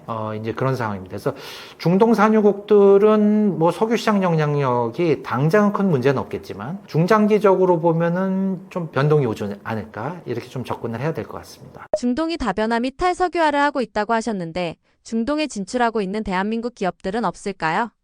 과거에 이제 우리나라 그 기업들은 중동의 오일머리를 노리면서 이 건설에 많이 이제 진출했었죠. 워낙 건설 수요도 많이 있었고요. 그리고 이제 조선업 같은 경우도 그 중동에서 이제 유조선이라든지 최근에는 뭐 LNG선이라든지 그런 것들 이제 발주가 많으면서 상당히 혜택을 많이 받고요. 지금 같은 경우도 뭐 사실 이제 그 사우디라든지 쿠웨이트라든지 이런 그 석유 부국 같은 경우는 이제 원유 생산에 주안점을 뒀다면은 지금 이것을 정제하는 능력을 확충하려고 합니다. 원유를 판매하는 것뿐만 아니라 이를 정제한 뭐 휘발유라든지 그다음에 뭐 납사라든지 경유라든지 이런 거를 판매하기 위해서 이제 부가가치가 더 높기 때문이죠. 이런 석유화학 그 시설에 대한 투자도 많이 하고 있어서 우리나라 건설사들이 사실 진출을 많이 해 있습니다. 많이 해 있기 때문에 이런 부분은 계속해서 수요가 있을 것이기 때문에 우리가 꾸준히 이제 그 전략적으로 접근해야 될 것 같고요. 여기에 이제 앞서 말씀드린 바와 같이 이제 첨단 산업 분야라든지 그다음에 그 재생에너지 분야 이런 부분들도 사실 우리가 치고 들어가기 좋은 분야라고 저희는 생각이 듭니다. 이런 부분도 그동안 이제 건설하고 뭐 조선 쪽이었다면은 좀 더 시야를 넓혀가면서 이런 새롭게 경제를 다변화하고 있는 이런 부분에 좀 눈여겨보고 좀 진출을 가속화할 필요가 있다고 생각됩니다. 원자재 시장의 중요성은 아무리 강조해도 지나치지 않습니다. 특히 우리나라 같은 경우는 원자재의 대부분을 그 수입에 의존하고 있기 때문에 특히 그렇다고 말씀드릴 수 있습니다. 하지만 원자재 시장에 대해서 아직까지 잘 모르는 분들이 많은 것 같습니다.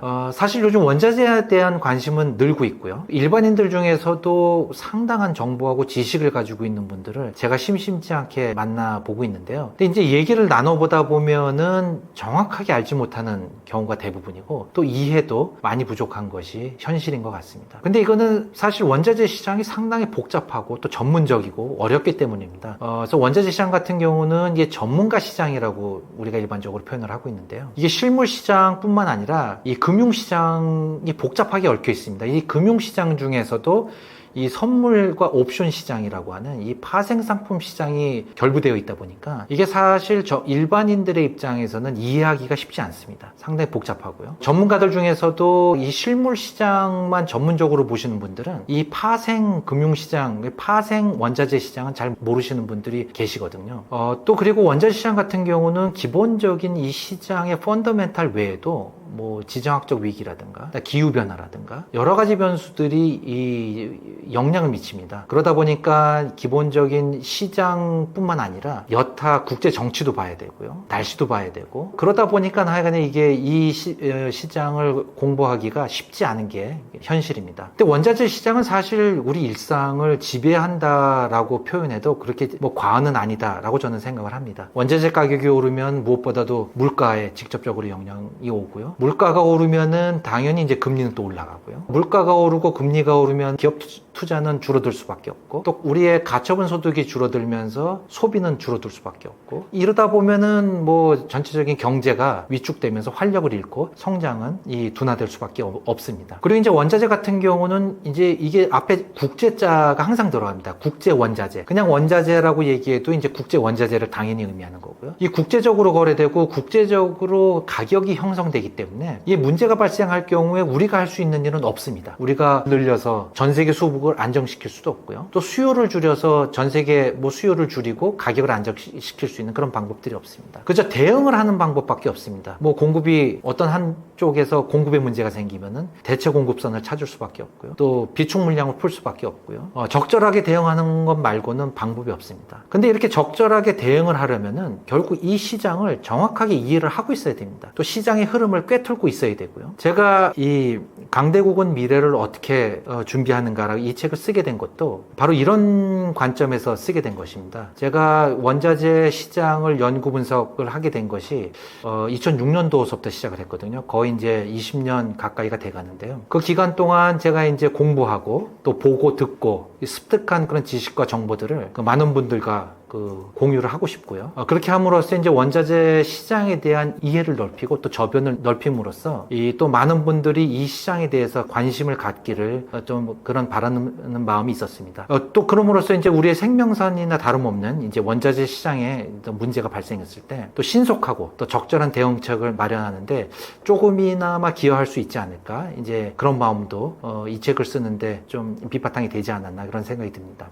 이 책은 사실 원자재 시장에 대한 해설서라고 보시면 됩니다. 이 책을 쓰는 과정에서 사실 고민이 많았습니다. 어떻게 하면은 이 원자재 시장을 포괄하고 또 쉽게 알릴 수 있을까 많이 고민을 했었는데요. 이 교과서식으로 쓰다 보면은 사실 재미가 없습니다. 재미가 많이 없고요. 또 너무 전문적으로 쓰면은 사실 아마 첫 페이지 보고 책을 닫는 분들이 아마 많이 발생할 수가 있고요. 그런 고민을 많이 하다가 이제 원자재에서 가장 중요한 것이 뭔가, 결국은 국제적인 흐름이고 그 흐름을 따라가다 보면은 좀 더 시장을 쉽게 이해하지 않을까, 이제 그런 차원에서 이 책은 많은 시각적 차트를 담았고요. 또 세계 흐름을 그려놓은 지도를 이 책에 넣게 되었습니다. 또 뭐 쉐일 오일이라든지 유가 전쟁, 그 다음에 러우 전쟁, 또 호주와 중국 간의 무역 전쟁, 최근의 에피소드도 많이 담았습니다. 그리고 서두에 보면은 각 부문별로 반드시 알아둬야 될 상황들을 정리를 해 놓았고요. 그렇기 때문에 아마 다른 원자재 책들에 비해서 좀 더 재밌게 읽을 수 있지 않을까, 이런 생각을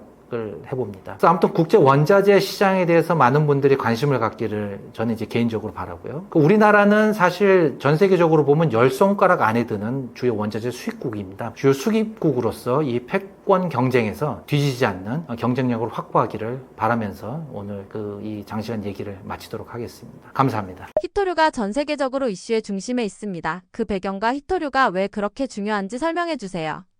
예, 요즘 히토류가 세계 경제에 있어서 가장 뜨거운 감자가 되고 있습니다. 각국이 어떻게든 해야 되는데 지금 어떻게 해야 될지 모르는 이제 그런 상황인데요. 일단 발단은 중국이 지난 4월부터 7종류의 히토류에 대해서 수출을 통제하면서 시작이 됐습니다. 뭐 수출 자체를 금지한 거는 아니지만 이 허가 절차를 추가를 했는데요. 그 허가 절차가 상당히 복잡하고 과정에서 시간도 많이 걸리고, 그래서 일부에서는 수출이 사실상 중단되었다라는 그런 평가도 내리고 있는데요. 중국이 이처럼 히토류 수출 통제에 나선 것은 이 트럼프 행정부가 무지막지하게 관세를 부과했죠. 펜타닐 관세라든지 그다음 상호 관세, 또 보복 관세 하면서 최대 145%의 관세를 부과를 했었는데요. 거기에 대한 맞대응 차원에서 중국의 강점을 가지고 있는 히토류 수출 통제에 나선 것입니다. 근데 이제 미국을 대상으로 했는데 결과적으로 보면 지금 전 세계가 역풍을 맞이하고 있는 거고요. 자, 그럼 히토류가 무엇이고 왜 중요한지를 좀 살펴봐야 될 것 같습니다. 먼저 히토류라고 하는 것은 희유금속이라는 좀 큰 카테고리를 먼저 살펴봐야 되는데요. 우리 지각 내의 부존량이 매우 적고요. 또 채취하기도 힘들고 가공하기도 쉽지 않은 금속을 희유금속이라고 합니다. 총 한 43종이 존재하고 있고요. 여러분들도 아마 많이 들어보셨을 겁니다.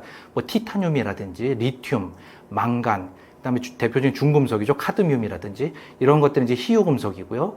이 희유금속 중에서도 부존량이 더 적고 채취하기는 더 어려운 그런 금속을 우리는 히토류라고 합니다. 17개의 원소가 존재를 하고 있는데요.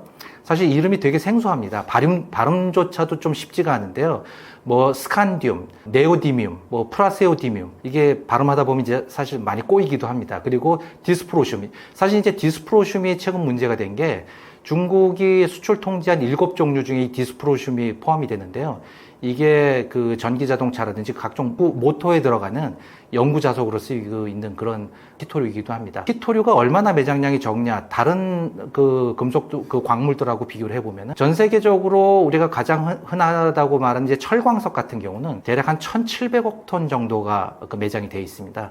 그리고 알루미늄의 원료죠. 보크사이트는 한 300억 톤. 그리고 구리가 한 180억 톤 되고 있는데요. 히토류는 이 17종 모두 합쳐봐야 한 1억 3천만 톤? 그 정도밖에 안 됩니다. 그래서 그렇게 지금 매장량이 상당히 부족한 상황입니다. 히토류가 중요한 이유는, 이들이 첨단 산업의 핵심 원료로 쓰이고 있기 때문입니다. 뭐 반도체에 당연히 들어가고요. 스마트폰에도 각종 히토류들이 원료로서 쓰이고 있습니다. 그리고 전기 자동차 같은 경우는 히토류가 대략 한 2kg 정도 쓰인다는 그런 분석이 나오고 있고요. 이외에도 전투기라든지 첨단 레이더 등 방산 제품에도 많이 들어갑니다. 그리고 연료전지라는 건 이제 수소와 관련된 거고요. 그다음에 원자력, 풍력 등 첨단 그 산업에 있어서는 핵심 소재이기 때문에 일각에서는 히토류가 없으면 첨단 산업의 미래도 없다라는 그런 평가까지 내리고 있습니다. 이런 히토류에 있어서 중국은 세계 원탑이라고 할 수 있습니다. 2023년 말을 기준으로 봤을 때 매장량은 한 4,400만 톤 정도 되고요. 점유율로 따지면 한 40% 정도 됩니다. 그리고 세계 히토류 채굴의 한 61%를 차지하고 있고요. 특히 가공 분야로 넘어가게 되면 이게 90%를 넘습니다.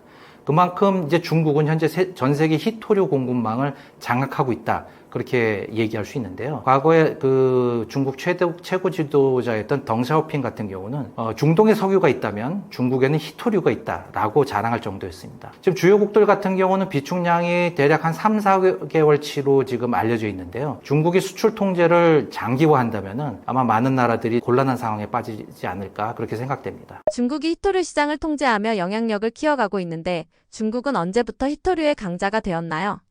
그 원조 히토류 강국은 미국이었습니다. 지금이야 이제 중국에 꽉 잡고 있습니다만은 원래는 미국이 전 세계로 주름 잡았었고요. 사실 지금도 미국은 중국에 이어서 생산량으로 따지면은 2위 자리를 차지하고 있습니다만은 중국과의 격차가 워낙 압도적이기 때문에 사실 명함을 내밀기가 쉽지 않은 상황이고요. 1980년대까지만 해도 전 세계 생산의 한 60% 이상을 미국이 공급했었습니다. 그런데 이제 그 히토류도 어떻게 보면 이제 광업이기 때문에 광업 자체가 사양 산업이었고요. 그다음에 나중에 말씀드리겠습니다만은 상당히 환경 오염을 일으키는 산업입니다. 그러면서 이제 미국에서는 이제 환경 규제가 강화가 되다 보니까 내리막길을 걸었고요. 그 빈자리를 이 중국이 치고 들어온 겁니다. 중국 같은 경우는 뭐 잘 아시다시피 뭐 지금이야 인건비가 많이 올랐지만 그 옛날에는 인건비가 대단히 낮았고요. 그 다음에 정부 차원에서 보조금을 막대하게 이제 지급을 하면서 1990년대부터 이제 생산에 박차를 가했고요. 2010년에는 전 세계 공급량의 97%까지 차지했다라는 그런 얘기가 나오고 있습니다. 지금 이제 아까 말씀드렸다시피 90%를 넘는 상황이고요. 중국이 이렇게 약진을 하다 보니까 그 다른 나라 생산업체들은 대부분 이제 도산을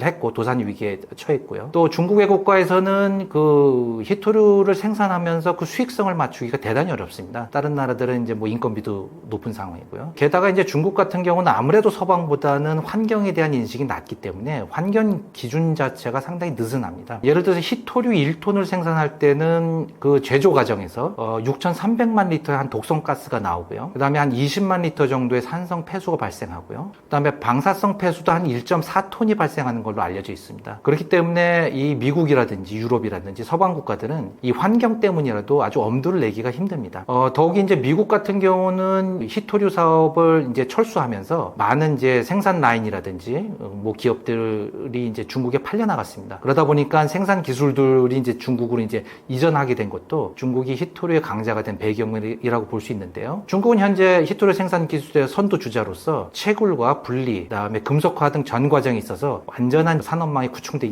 있는 상황입니다. 결론적으로 말씀드리면 중국의 히토류 시장 장악은 어떻게 보면 장기 전략의 승리다라고 말씀드릴 수 있고요. 여기에는 미국의 전략적 판단 미수가 이제 결합이 되어 있는 건데요. 다만 이제 시간이 흐르면서 환경 문제도 아마 중국에 있어서는 언젠가는 분매랑이 되지 않을까 그렇게 좀 생각을 해야 될 것 같습니다. 중국 외에 히토류를 생산하는 국가는 없나요?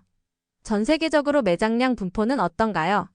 히토류를 생산하는 국가들은 사실 중국 말고도 여러 국가들이 있습니다. 미국이라든지요. 그 다음에 미얀마, 호주, 러시아, 그 다음에 아프리카에서는 나이지리아가 있고요. 동남아시아에서 꽤 생산을 합니다. 태국, 인도, 그 다음에 베트남 등이 있습니다. 하지만 이들의 생산량을 모두 합쳐봐야 중국 한 나라에도 미치질 못합니다. 다만 이제 매장량에는 조금 상황이 다릅니다. 중국이 1위이기는 합니다만은 이제 브라질이라든지 호주, 러시아, 베트남, 미국, 그 다음에 요즘 그 트럼프 대통령 때문에 이슈로 떠오른 국가죠. 그린란드도 이제 상당량을 보유하고 있는 걸로 알려져 있습니다. 중국 같은 경우는 최근에 브라질로부터 히토류 화합물을 수입해서 쓰기도 하고 있고요. 동남아시아 쪽에서는 베트남하고 말레이시아가 미얀마, 그러니까 중국의 대안이 될 것이다라는 평가까지 나오고 있습니다. 하지만 이들 국가에서 그 경쟁력 있는 가격으로 히토류를 생산하기까지는 아마 좀 상당한 시간이 소요되지 않을까 그런 생각이 들고요. 특히 미얀마 같은 경우는 공급망 자체를 중국이 좀 많이 장악하고 있다라는 그런 얘기까지 나오고 있습니다. 미국은 중국을 포함한 다른 국가들은 이 규모와 비용 측면에서 그 중국 기업들과 경쟁이 안 되고 있고요. 계속 말씀드립니다만 이제 환경 문제가 가장 큰 걸림돌이고요. 그린랜드 같은 경우는 이제 트럼프 대통령이 뭐 합병 의지를 밝혔지만 사실 이게 뭐 가능하지도 않고요. 이 반감만 증대되고 있는 상황입니다. 그리고 지난번에 이제 우크라이나의 젤렌스키 대통령을 불러다가 트럼프 대통령이 아주 설전을 벌인 바가 있었는데요. 우크라이나 히토류는 이제 좀 유망하다고 볼 수는 있는데 일단 전쟁이 끝나야지 뭐 이 가능성을 타진할 수 있을 것 같아서 여기도 지금으로서는 좀 불분명하다 그렇게 볼 수 있습니다. 히토류 확보를 위해 주요 국가들은 무엇을 하고 있나요? 히토류 문제로 지금 사실 선진국들은 비상이 걸렸었습니다. 특히 이제 첨단 산업을 중시하고 있는 국가들은 아주 뭐 그 발등에 떨어진 불이라고 볼 수 있는데요. 먼저 미국 같은 경우를 살펴보면은 첨단 기술 분야에 있어서는 지금 선적이 중단되고요. 재고가 부족한 그런 상황에 직면해 있습니다. 앞서 말씀드린 바와 같이 이게 방위 산업에도 제품에도 많이 사용되다 보니까 방위 산업도 지금 큰 타격을 입고 있는 상황이고요. 또 히토류 가격이 급등하면서 각종 부품 비용도 상승하고 있습니다. 각종 부품 비용이 상승하면서 기업의 그 어떤 생산성도 지금 악영향을 미치고 있고요. 대처를 하기 위해서 미국은 당연한 수준입니다만은 공급망 다변화를 꾀하고 있고요. 그 다음에 미국 내에서의 생산과 또 가공 능력 확대를 지금 목표로 하고 있습니다. 그 다음에 미국이 이제 그 원주 히토류 강국이었다고 말씀드렸는데요. 그 캘리포니아에 보면은 이제 마운틴 패스라고 있는 광산이 있습니다. 아주 히토류로 유명한 광산인데 한동안 폐쇄됐다가 2017년부터 지금 재가동하고 있는 그런 상황이고요. 하지만 히토류를 본격적으로 생산하기 위해서는 엄청난 자본이 투자가 돼야 되고 또 기술력도 중요합니다. 근데 당장은 이제 중국 말고는 특별한 지금 대안이 없는 상황입니다. 근데 이제 미국도 이제 장기적으로 보면은 매장량이 있기 때문에 최근에 이제 에너지 독립을 선언한 것과 마찬가지로 히토류 독립에 나서지 않을까 그런 생각이 되는데요. 이제 환경 문제를 좀 어떻게 극복할 것인가 좀 생각을 해봐야 될 것 같고요. 베트남 같은 경우는 또 히토류에 대한 투자 계획이 많이 있습니다. 그래서 베트남 같은 경우는 미래에는 좀 경쟁력이 있다라는 평가가 나오고 있고요. 유럽 같은 경우는 최근에 중국하고 수출 제한 관련돼 가지고 합의를 봤습니다. 그러면서 좀 숨통이 트인 그런 상황인데요. 이와 별개로 유럽 같은 경우도 광산 개발, 또 직접적인 채굴, 그다음에 대체재 연구에 지금 본격적으로 나서고 있고요. 또 재활용도 확대하면서 공급망을 좀 다변화하려고 노력을 하고 있습니다. 하지만 그 최상의 시나리오 하에서도 유럽 같은 경우는 2030년까지 히토류가 이제 수요의 한 20%만 공급 가능하지 않을까 그런 분석이 나오고 있고요. 일본은 지금 전략적인 비축량 확대에 적극적으로 나서고 있습니다. 마찬가지로 이제 공급망 다변화도 노력을 하고 있고요. 재활용 기술 개발에도 힘쓰고 있는 그런 상황입니다. 특히 2010년도에 그 센카쿠 열도를 둘러싸고 중국하고 분쟁을 벌일 때 중국이 히토류 수출을 일본에 제한을 하면서 많이 좀 곤란을 겪은 적이 있었는데요. 그 이후에 지금 노력을 더 강화를 하고 있습니다. 이 히토류 문제가 부각될수록 이 전 세계 주목을 끌고 있는 지역이 있습니다. 바로 아프리카입니다. 아프리카는 현재까지는 그렇게 매장량이 그렇게 많다라고 볼 수는 없는데요. 문제는 매장량을 모르는 거지 이게 그 미탐사 지역이 많기 때문에 매장량을 정확히 모른다는 것이 상당히 지금 강점입니다. 그래서 정확하게 탐사를 시작을 하면은 매장량이 현재보다는 크게 늘어날 수 있다라는 그런 얘기들이 많이 나오고 있습니다. 아프리카에서는 남아프리카 공화국하고 그 콩고 민주공화국 우리가 일반적으로 DR 콩고라고 합니다만은 그리고 짐바브웨, 그다음에 탄자니아 등의 매장량이 상당한 것으로 이렇게 추정이 되고 있습니다. 다만 이제 문제는 자금이 부족해서요. 탐사 활동에 제약이 많은 상황입니다. 이제 선진국들이 많이 이제 자금을 투자하려고 하는데 여러 가지 좀 걸림돌이 있는 상황입니다. 하지만 그런 가운데서도 말라위라든지요, 우간다, 탄자니아, 나미비아 등에서는 지금 프로젝트가 진행이 되고 있고 상당히 미래가 밝은 것으로 그렇게 얘기가 나오고 있습니다. 그래서 그런지 뭐 중국도 그렇고요, 미국도 그렇고 유럽, 일본 모두 지금 아프리카를 공략하기 위해서 적극적으로 나서고 있는 상황입니다. 그렇다면 우리나라는 어떻게 대응하고 있나요?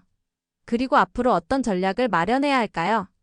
우리나라 역시 다른 나라하고 별반 다르지 않습니다. 모든 원자재가 그렇듯이 히토류 문제에 대응하기 위해서 수입선 다변화를 꾀하고 있고요. 그다음에 비축량도 늘리고 있고요. 그다음에 재활용 기술 개발하고 있고 또 해외 자원 개발에도 나서고 있고요. 그다음에 국내 생산 기반 확충도 지금 전략적으로 추진을 하고 있습니다. 우리나라에도 사실 히토류는 매장이 돼 있습니다. 2023년 기준으로 보면은 대략 한 2,500만 톤을 살짝 넘는 규모가 매장돼 있는 것으로 추정이 되고 있는데요. 하지만 채굴하기에는 경제성이 좀 없는 게 문제입니다. 그리고 우리도 마찬가지로 환경 오염이 이게 워낙 심하기 때문에 생산을 못하는 그런 상황으로 보시면 돼야 될 것 같고요. 그래서 결국은 우리도 이제 수입에 의존할 수밖에 없는 구조라고 보셔야 됩니다. 중국이 6월에는 사실 희토류 수출을 많이 늘렸습니다. 지난해 같은 기간과 비교를 하면은 한 60% 정도 큰 폭으로 늘었는데요. 이는 지난 4월과 5월 중에 많이 보류되었던 수출 신청서들을 대거 이제 승인하면서 발생된 거라고 보여지는데요. 시장에서는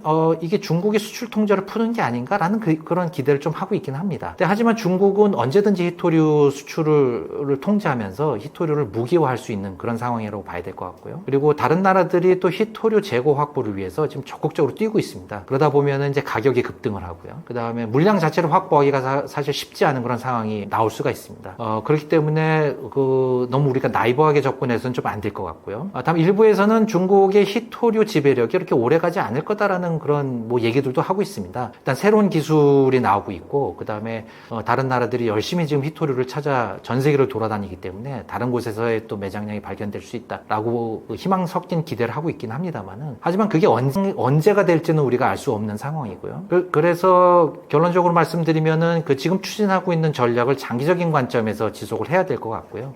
대체 기술 개발에도 힘을 쏟아야 할 것 같습니다. 최근에 우리나라에서 희토류가 없는 연구 자석을 만드는 기술을 개발한 바가 있는데요. 이런 것들이 상업화되기 위해서 정책적으로 좀 많은 지원이 필요할 것 같습니다. 희토류가 이게 답이 없거든요. 이게 하여간에 다른 쪽에서 공급받으려면은 시간이 워낙 많이 걸리는 거고, 그래서 우리는 이제 수입해서 쓸 수밖에 없는데, 특히 이 디오프로슘 때문에 이 대기업들은 모르겠지만 중소기업들은 상당히 좀 고생을 많이 한 걸로 저도 얘기를 들었습니다. 이게 사실 당장은 방법이 없습니다. 이게 대체 기술을 개발을 하고 있긴 하지만 이게 하루 이틀 시간이 걸리는 것도 아니고요. 그래서 지금으로서는 사실 이 부분에 있어서는 진짜 국익 차원에서는 중국하고 협상을 잘해서 물량을 확보하는 게 현재로서는 최선의 방법이 아닐까, 그런 생각이 듭니다. 트럼프 2기 행정부가 출범한 지 이제 7개월 차에 들어섰는데요. 아직 3년 이상 임기가 남았지만 벌써 피로감을 호소하는 목소리가 많습니다. 최대 현안인 관세 협상 어떻게 진행되고 있나요? 트럼프 대통령이 지난 7개월은 거침없는 행보였다라고 이렇게 평가를 할 수 있을 것 같습니다. 일단 취임식 당일부터 행정명령을 남발을 했고요. 또 미국 우선주의를 아주 힘차게 시동 걸었습니다. 또 거친 언사를 그냥 남발을 했고, 또 대중 영합 행보 속에서 이 이민 정책 같은 경우는 이 인권 문제를 야기하면서 미국 내적으로도 상당히 많은 논란을 촉발했습니다. 또 시대를 역행하는 화석연료 부흥 정책 또 발표를 했고요. 이 친구가 더 나빴다라고 표현하면서 우방과 동맹에 가혹한 관세를 부과하기도 했습니다. 그래서 국제금융시장은 그래서 당시에 크게 출렁거렸습니다. 주가는 크게 떨어졌고요. 달러화는 약세를 나타냈고요. 금리는 올랐고요. 근데 지금은 안정세를 나타내긴 했습니다만은 당시에 많이 이제 출렁였던 그런 기억들이 납니다. 그래서 트럼프 대통령이 취임하면서 과거에 미국 대통령 중에 이런 대통령이 있었을까라는 그런 생각이 들기까지 했는데요. 지금 세계 최대 현안은 단연 이제 관세 협상이라고 볼 수 있습니다. 고율의 관세를 때리면서 전 세계를 위협을 했고요. 그러다가 또 일정 시간 기한을 주면서 유예를 했다가 또 관세율을 높이면서 발표했다가 유예를 했다가 이런 행보를 이제 반복을 했는데요. 이런 좌충우돌식 접근법 속에서 이제 여러 국가들과 지금 많이 협상을 진행을 하고 있습니다. 그래서 또 이 영상이 나갈 때쯤이면은 지금 상황이 어떻게 바뀌었을지 모르겠는데요. 일단 7월 29일자를 기준으로 말씀을 드리면은 일단 합의가 완료된 국가, 미국과 관세 협상이 완료된 국가들은 영국과 베트남, 또 인도네시아, 필리핀, 일본, EU 요 정도 국가들입니다. 관세율은 일본과 EU가 15%였고요. 영국은 10%로 좀 낮았습니다. 그다음에 인도네시아 19%, 또 필리핀 19%, 또 베트남 20%. 그래서 베트남이 약간 높은 그런 수준에서 관세 협상이 지금 타결이 됐고요. 중국하고 우리나라는 이제 현재 진행 중입니다. 현재 진행 중인데 요 영상이 나갈 때쯤은 좀 타결되기를 좀 바라는 입장인데요. 아무튼 협상이 쉽지만은 않은 상황이다라고 이렇게 지금 말씀을 드릴 수가 있을 것 같습니다. 그리고 트럼프 행정부는 이제 원자재도 관세를 매겼습니다. 원자재 품목별 관세라고 얘기를 하는데요. 철강하고 알루미늄에 50%, 그 다음에 구리에도 8월부터 50% 20% 관세를 매겼습니다. 처음에 트럼프 대통령이 전 세계를 대상으로 관세 위협을 했을 때만 하더라도 이제 실효 관세율은 20%를 훨씬 넘었었습니다. 이게 어느 정도 수준이냐면은 1920년대 그 대공황이 발생하기 이전, 그러니까 거의 뭐 120년 수준으로 높았다라고 볼 수 있는데요. 이것에 비해서 최근에 타결된 그런 관세율은 좀 낮아지긴 했습니다. 그래서 어떻게 보면 좀 안심되는 상황이기도 합니다만은 이 관세율도 사실 그 없던 관세율이 생기기 때문에 세계 경제 입장에서는 또 각국의 입장에서는 상당히 그 부담되지 않을 수 없는 그런 상황이고요. 앞으로 또 반도체하고 의약품에 대해서도 관세를 매기겠다라고 지금 계속 강조해 오고 있습니다. 그 트럼프 대통령은 지금 현재 그런 상황이고요. 또 목재하고 트럭, 또 폴리실리콘 핵심 광물에 대해서도 지금 관세를 때리기 위한 사전 조사가 진행되고 있습니다. 그래서 일단은 뭐 끝날 때까지 끝난 건 아니다라고 지금 봐야 될 것 같고요. 그리고 뭐 협상이 끝난 국가들의 입장에서도 이게 제대로 이행이 안 되면은 그 트럼프 대통령의 성격상 징벌적 관세를 부과하지 않을까, 우리가 좀 조심을 해야 될 것 같습니다. 트럼프 대통령의 화석 연료 부흥 정책에 대해서는 어떻게 평가하시나요? 환경 정책과는 어떻게 연계해서 생각할 수 있을까요? 트럼프 대통령은 일기 때도 그랬죠. 그 화석연료 부흥에 방점을 뒀었고요. 그다음에 작년 대선 기간에도 이제 화석연료 계속 강조했고요. 취임 기간에는 아니나 다를까 바로 화석연료 부흥 정책에 드라이브를 걸었습니다. 취임 직후 이 국가 에너지 비상 사태를 선포를 했었습니다. 다들 그랬죠. 지금 미국이 뭐 국가 에너지 비상 사태를 선포할 만한 상황이냐? 전혀 아닌데 이제 이런 얘기들이 많이 나왔는데 어쨌든 선포를 했고 원유와 천연가스 증산을 공식화를 했습니다. 화석연료 증산을 통해서 미국 내 에너지 가격을 좀 낮추고, 지금 현재 뭐 미국도 이제 모든 국제유가는 모든 국가들이 다 적용되는 거죠. 그래서 현재 $60대 국제유가 상당히 높다라고 지금 평가를 하는 거고, 가격을 낮춤으로써 어쨌거나 산업 경쟁력을 높이고 또 세계 에너지 패권을 확보하겠다. 더군다나 지금 AI 시대에 지금 에너지 패권은 무엇보다도 제일 중요하다라는 점을 새삼 강조한 그런 상황입니다. 그래서 그 화석연료를 증산하기 위한 조치로서 이제 연방 토지에서의 시추를 허용하고요. 이미 승인받은 프로젝트의 좀 속도를 높여라라고 이제 그렇게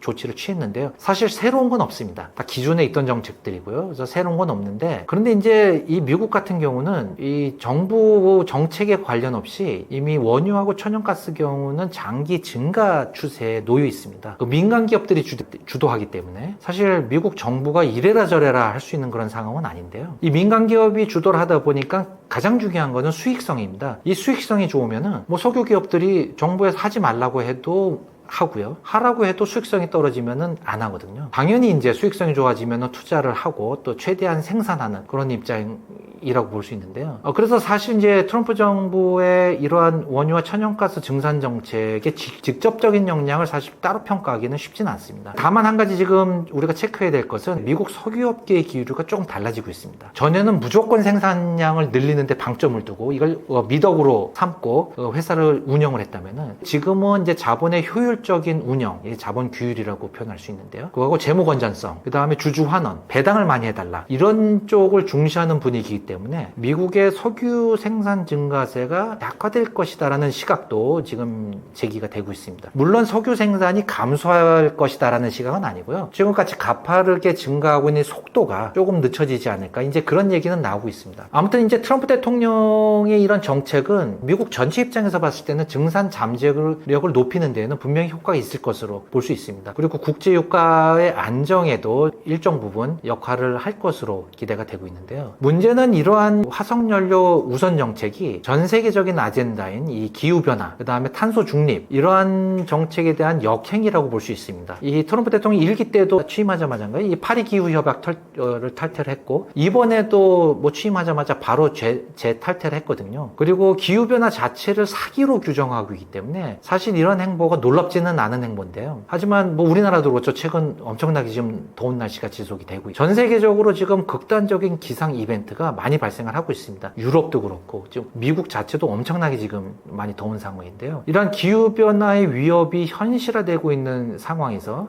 미국에서도 이 기후변화에 관련된 아마 그 비판들이 앞으로 많이 나오지 않을까. 또 이런 비판들을 마냥 무시하기는 좀 힘들지 않을까. 그리고 또 한 가지는 이러한 기후변화 대응이 만약에 돈이 되는 사업이다라는 생각을 만약에 트럼프 대통령이 하게 되면은 이 정책을 변할 가능성도 배제할 수 없기 때문에 어쨌든 트럼프 대통령의 남은 이 3년 6개월 동안을 우리가 좀 유심 있게 좀 지켜봐야 될 것 같습니다. 트럼프 대통령이 지금까지 했던 것은 아무것도 아니고 더 센 것이 올 거라는 의견이 있는데 어떻게 생각하시나요?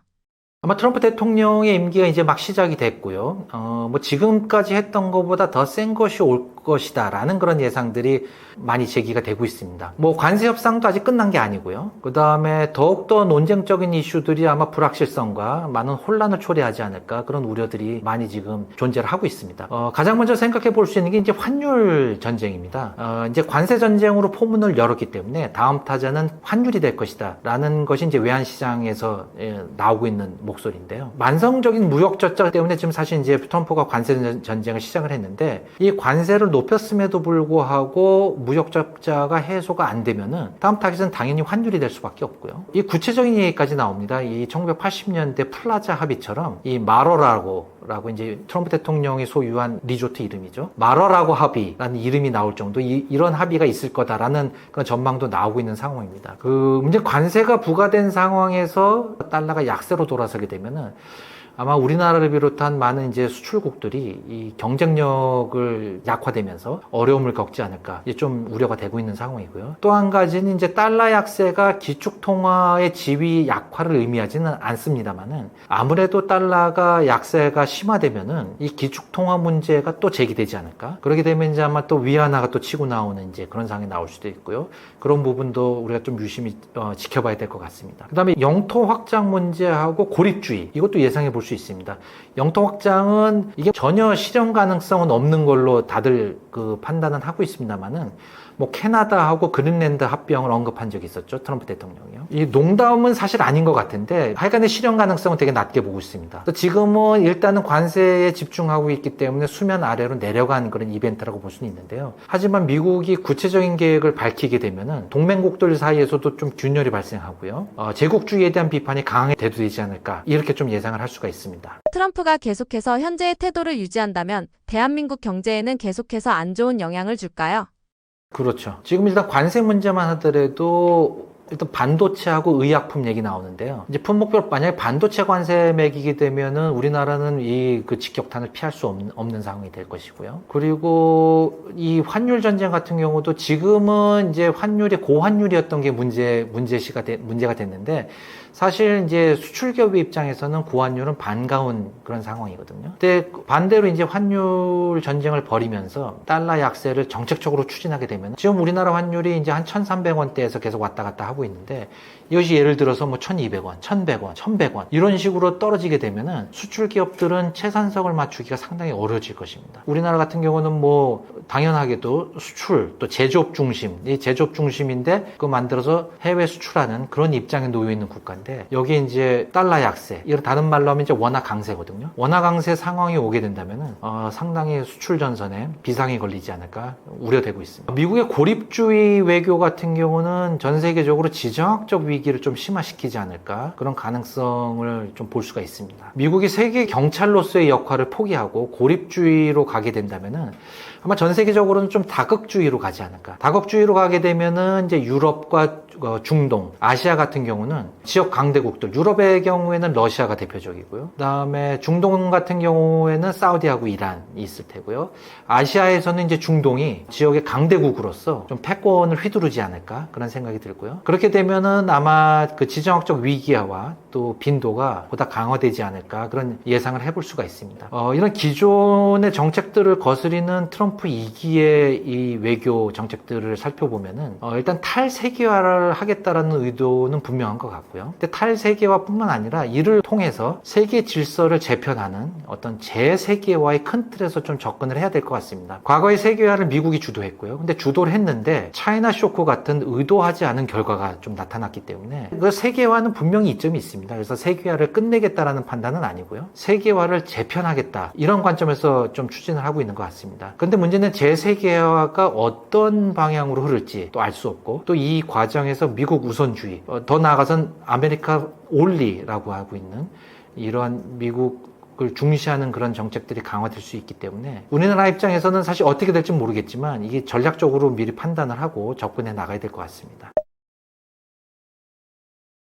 원자재 시장의 중요성은 아무리 강조해도 지나치지 않습니다. 특히 우리나라 같은 경우는 원자재의 대부분을 그 수입에 의존하고 있기 때문에 특히 그렇다고 말씀드릴 수 있습니다. 하지만 원자재 시장에 대해서 아직까지 잘 모르는 분들이 많은 것 같습니다. 사실 요즘 원자재에 대한 관심은 늘고 있고요. 일반인들 중에서도 상당한 정보하고 지식을 가지고 있는 분들을 제가 심심치 않게 만나보고 있는데요. 근데 이제 얘기를 나눠보다 보면은 정확하게 알지 못하는 경우가 대부분이고 또 이해도 많이 부족한 것이 현실인 것 같습니다. 근데 이거는 사실 원자재 시장이 상당히 복잡하고 또 전문적이고 어렵기 때문입니다. 그래서 원자재 시장 같은 경우는 이게 전문가 시장이라고 우리가 일반적으로 표현을 하고 있는데요. 이게 실물 시장뿐만 아니라 이 금융 시장이 복잡하게 얽혀 있습니다. 이 금융 시장 중에서도 이 선물과 옵션 시장이라고 하는 이 파생 상품 시장이 결부되어 있다 보니까 이게 사실 일반인들의 입장에서는 이해하기가 쉽지 않습니다. 상당히 복잡하고요. 전문가들 중에서도 이 실물 시장만 전문적으로 보시는 분들은 이 파생 금융 시장, 파생 원자재 시장은 잘 모르시는 분들이 계시거든요. 또 그리고 원자재 시장 같은 경우는 기본적인 이 시장의 펀더멘탈 외에도 뭐 지정학적 위기라든가 기후변화라든가 여러 가지 변수들이 이 영향을 미칩니다. 그러다 보니까 기본적인 시장뿐만 아니라 여타 국제 정치도 봐야 되고요. 날씨도 봐야 되고 그러다 보니까 하여간에 이게 이 시장을 공부하기가 쉽지 않은 게 현실입니다. 근데 원자재 시장은 사실 우리 일상을 지배한다라고 표현해도 그렇게 뭐 과언은 아니다라고 저는 생각을 합니다. 원자재 가격이 오르면 무엇보다도 물가에 직접적으로 영향이 오고요. 물가가 오르면은 당연히 이제 금리는 또 올라가고요. 물가가 오르고 금리가 오르면 기업 투자는 줄어들 수밖에 없고 또 우리의 가처분 소득이 줄어들면서 소비는 줄어들 수밖에 없고 이러다 보면은 뭐 전체적인 경제가 위축되면서 활력을 잃고 성장은 둔화될 수밖에 없습니다. 그리고 이제 원자재 같은 경우는 이제 이게 앞에 국제자가 항상 들어갑니다. 국제 원자재. 그냥 원자재라고 얘기해도 이제 국제 원자재를 당연히 의미하는 거고요. 이 국제적으로 거래되고 국제적으로 가격이 형성되기 때문에 이 문제가 발생할 경우에 우리가 할 수 있는 일은 없습니다. 우리가 늘려서 전 세계 수급을 안정시킬 수도 없고요. 또 수요를 줄여서 전 세계 뭐 수요를 줄이고 가격을 안정시킬 수 있는 그런 방법들이 없습니다. 그저 대응을 하는 방법밖에 없습니다. 뭐 공급이 어떤 한쪽에서 공급에 문제가 생기면은 대체 공급선을 찾을 수밖에 없고요. 또 비축 물량을 풀 수밖에 없고요. 적절하게 대응하는 것 말고는 방법이 없습니다. 근데 이렇게 적절하게 대응을 하려면은 결국 이 시장을 정확하게 이해를 하고 있어야 됩니다. 또 시장의 흐름을 꿰뚫고 있어야 되고요. 제가 이 강대국은 미래를 어떻게 준비하는가라고 이 책을 쓰게 된 것도 바로 이런 관점에서 쓰게 된 것입니다. 제가 원자재 시장을 연구 분석을 하게 된 것이 2006년도서부터 시작을 했거든요. 거의 이제 20년 가까이가 돼 가는데요. 그 기간 동안 제가 이제 공부하고 또 보고 듣고 습득한 그런 지식과 정보들을 많은 분들과 공유를 하고 싶고요. 그렇게 함으로써 이제 원자재 시장에 대한 이해를 넓히고 또 저변을 넓힘으로써 또 많은 분들이 이 시장에 대해서 관심을 갖기를 좀 그런 바라는 마음이 있었습니다. 또 그럼으로써 이제 우리의 생명선이나 다름없는 이제 원자재 시장에 문제가 발생했을 때 또 신속하고 또 적절한 대응책을 마련하는데 조금이나마 기여할 수 있지 않을까 이제 그런 마음도 이 책을 쓰는데 좀 밑바탕이 되지 않았나 그런 생각이 듭니다.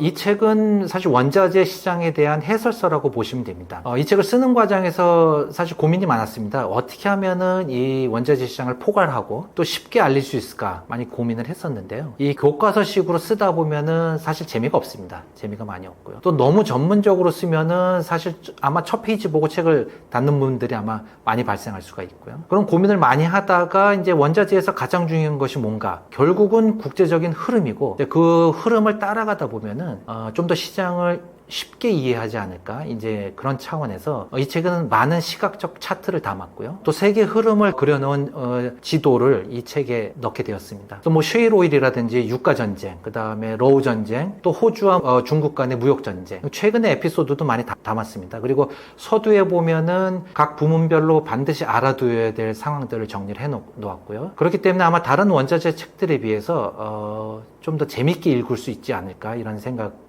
해봅니다. 그래서 아무튼 국제 원자재 시장에 대해서 많은 분들이 관심을 갖기를 저는 이제 개인적으로 바라고요. 우리나라는 사실 전 세계적으로 보면 10손가락 안에 드는 주요 원자재 수입국입니다. 주요 수입국으로서 이 패권 경쟁에서 뒤지지 않는 경쟁력을 확보하기를 바라면서 오늘 이 장시간 얘기를 마치도록 하겠습니다. 감사합니다.